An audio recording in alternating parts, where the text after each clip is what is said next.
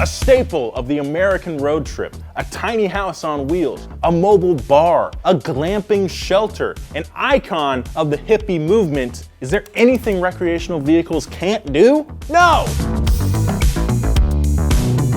RVs have been around for more than a century, but right now, they're more popular than ever. Today, we're gonna look at the history of the recreational vehicle, where it came from, how it came to represent the American dream, and why it continues to surge in popularity. How did that happen? Let's hit the road and find out. Once again, we want to thank Surfshark VPN for sponsoring today's episode of Wheelhouse. Did you know that on average, we are spending 6 to 8 hours a day online? Wow. I finally found you. It took me all week. I hacked your email, searching your calendar, cross-referencing it with your locations, and I made it. I finally made it. Jeremiah, what are you wearing?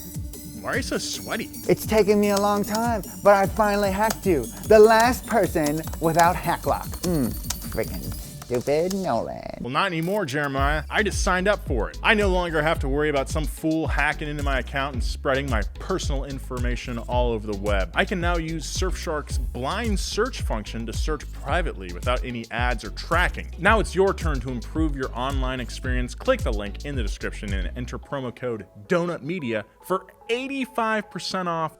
85% off.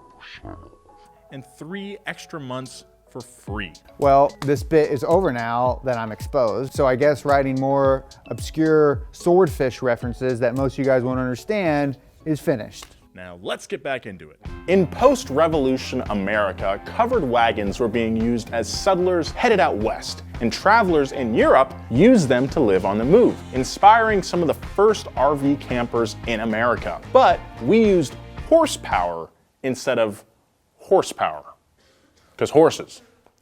Before RVs, people camped in private rail cars, and the early RVs provided more privacy and freedom. Known as auto campers or camping trailers at the time, these vehicles were dovetailed nicely with a 1915 movement for Americans to return to nature. Camping was marketed as a way to escape noise, crowds, and urban life, and appreciate nature. I think something similar is going to happen pretty soon. I don't like being cooped up. Pierce Arrow's touring Landau debuted at Madison Square Garden in 1910. It had a back seat that folded into a bed, a sink that folded from the chauffeur's seat, and a chamber pot.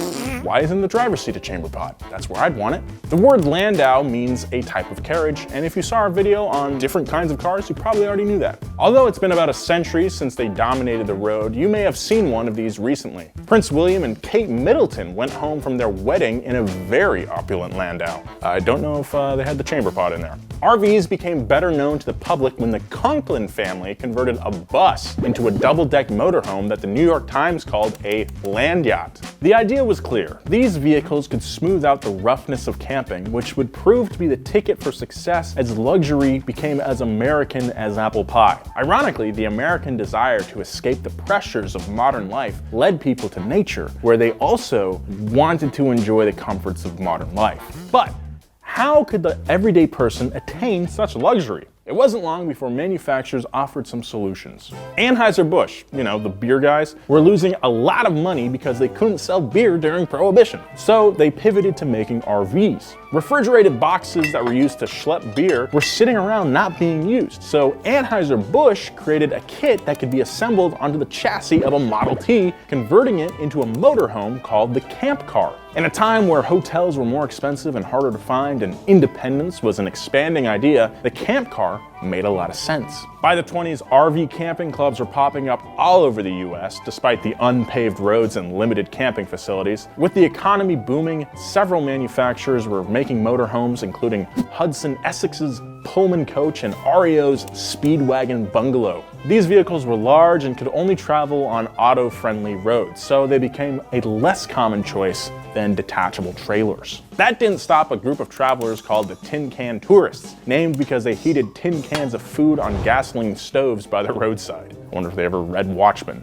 They formed the first camp that killed, by the way, for one person. They formed the first camping club in the US, holding their inaugural rally in Florida in 1919. They had an initiation, an official song, and a secret handshake. They're basically stonemasons. The 1929 stock market crash and the Depression put a damper on the RV industry, although travel trailers did see a surge in popularity as inexpensive homes, which we're seeing nowadays, kind of. So, how did RVs transform from novelties to America's sweetheart? The answer is in those patriotic post-war years. Play me in. The end of World War II saw a boom in the workforce, consumerism, car culture, suburban expansion, and the advent of the interstate highway, as well as improved roads and bridges. All this left Americans itching to get on wheels. Should probably have that looked at. When GIs returned to their families after the war, RVs allowed the freedom to travel anywhere, get a good night's sleep, and still enjoy a home-cooked meal. The combination of wanderlust and patriotism made road trips, camping, and by extension RVs, staples of American pastime. After the baby boom, the road trip became the default family vacation, and any parent who has spent an extended amount of time in a vehicle with their children will tell you they could always use a little more space. So, how did primitive pre-war RVs turn into the insanely high-tech rolling houses of today? The combining of the trailer and the vehicle itself, as well as the addition of plumbing and kitchen appliances, made a big difference in the evolution of the modern RV. The family no longer had to stop for bathroom breaks or get a cold drink. In a time where faster and stronger hot rods were all the rage, RVs followed, becoming more space-age in appearance and being built with the power to keep up with cars on the road.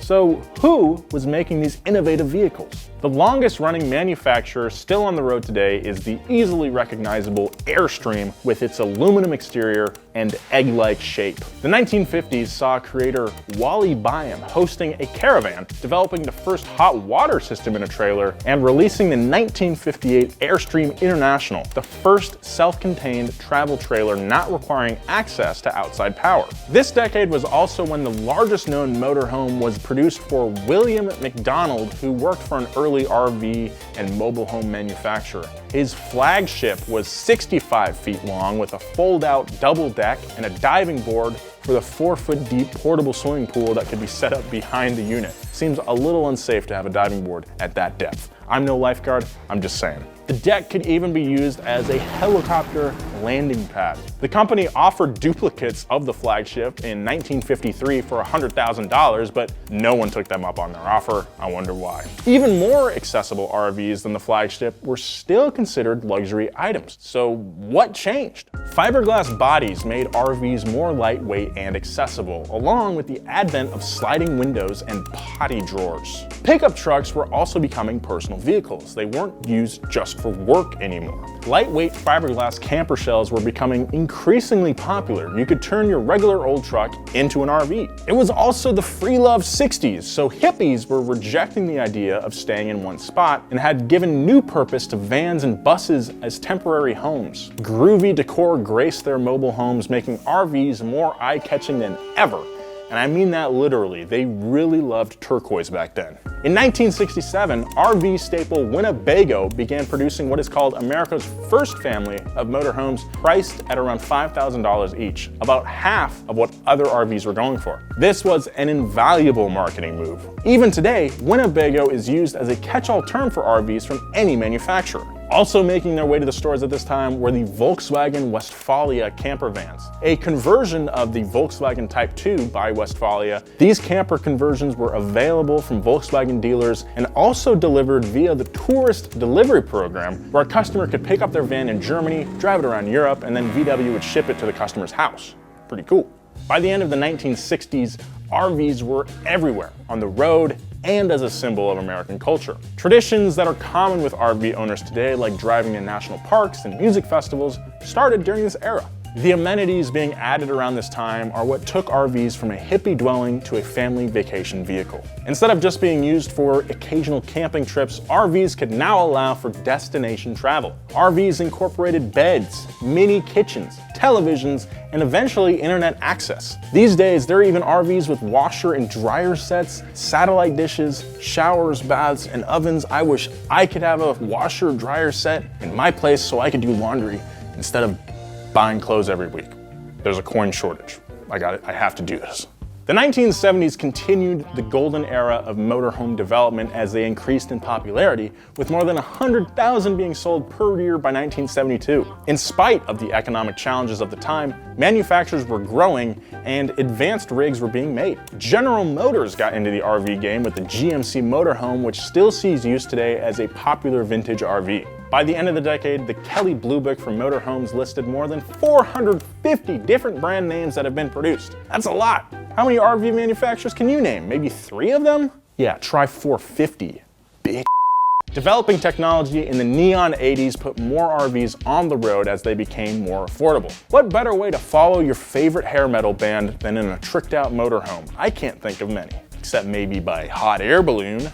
Manufacturers were adding more features all the time to stay relevant and competitive, with entertainment systems and speakers becoming louder and better, and even offering RVs with saunas and hot tubs inside. Seems a little excessive, but you know what? You do you paid for it. The Fleetwood Enterprise Bounder model was the first to have a basement, lifting the floor above the wheel wells for more storage and living space. Though practical, this style didn't thrive, as consumers found it too ugly in a time where luxury was more important than function. Ironically though, the Bounder came back into the public eye in recent years with the TV show Breaking Bad as the setting of Walter White's mobile meth lab. Couldn't do an episode on the RV without mentioning the best drama of the prestige television era. Ever since then, RVs have only continued to improve in the modern era. They've conquered land, and the sea might be next, with houseboats or technically RVs. Customization is on the rise, and there are more RV choices than ever. How do you know which vehicle is right for you? Camper vans are exactly what they sound like. A van you can camp in, like the VW Westfalias. They can vary in size, have additional sleeping areas, or pop-up tops that expand. This is usually what you think of when you see #van life. There are also pop-up campers, which are basically tents on wheels. You've got truck campers. These go in the back of pickup trucks and offer a few more creature comforts. You got travel trailers, which are small and towable campers, which includes the compact but adorable teardrop trailer. I don't know if I'd fit in one of those. Then of course you have fifth wheels, and these are larger trailers that require a big old truck because they're thick boys. Damn boy, he's thick! They usually require a gooseneck hitch. Sometimes they have a compartment on the back where you can put your dirt bike or quad and go out to the dunes. Then we have our classic motorhomes. There are different classes, but A is the biggest, offering the most space, the most power, and the most amenities. You can find an RV that fits whatever lifestyle you want to live, but when it comes to powertrain options, you need the right engine to get where you want to go. Getting these sometimes gigantic vehicles moving requires a lot of power, and there's a lot of debate over whether or not gas or diesel is the way to go. But even more important than that is the torque and suspension you're working with. The Ford Triton engine is considered the industry standard, powering 80% of Class C's and most Class A motorhomes. There are quieter and more powerful engines like the Chevy Vortex, but the Triton is the go-to for most manufacturers. Diesel engines offer even more power, better handling, and longevity, but people will certainly hear you coming. It is loud. Though there are a wide variety of engines powering them, RVs have some of the highest horsepower on the road. For the non-gearheads out there, what is it about RVs that make them so appealing? Comfort and technology, mostly. Today's trailers and motorhomes can offer all the comforts of homes, sometimes even more than your typical abode. Fuel efficiency and environmental impact are also important factors, as RV enthusiasts are big fans of going green. This is probably why solar panels have been more popular on RVs than they are on stationary homes. Because of their versatility, the RV industry actually tends to thrive in times of economic downturn. Rent is expensive. A lot of the time, it's much cheaper to just live out of your vehicle. I actually made a video on it. You can check it out right here. Lived in my car for a week. It sucked. Still a large purchase, we could see changes that make RVs more affordable, and there are still strides to be made in sustainability. Keystone RV Company has designed a process using helium technology that can reduce a rig's weight without sacrificing strength or capacity that could be an important factor in these improvements. When we look at how the RV industry evolved, we can appreciate what it has become today. Throughout their history, RVs have resonated with Americans, and it's easy to see why. They offer comfort, freedom, and a way to get out of town and venture into nature. I'm excited to see what the future of RVs hold, and while I'm not sure I'm ready to buy one personally, I could use a road trip right now. Let me know in the comments what kind of RV you'd like to have. I think one of those toy boxes would be pretty cool. My kind of RV is just getting a race trailer and then sleeping in that with your car outside at the racetrack. Follow Donut on all social media @Donut Media. Follow me at Nolan J. Sykes. Be kind. I'll see you next time.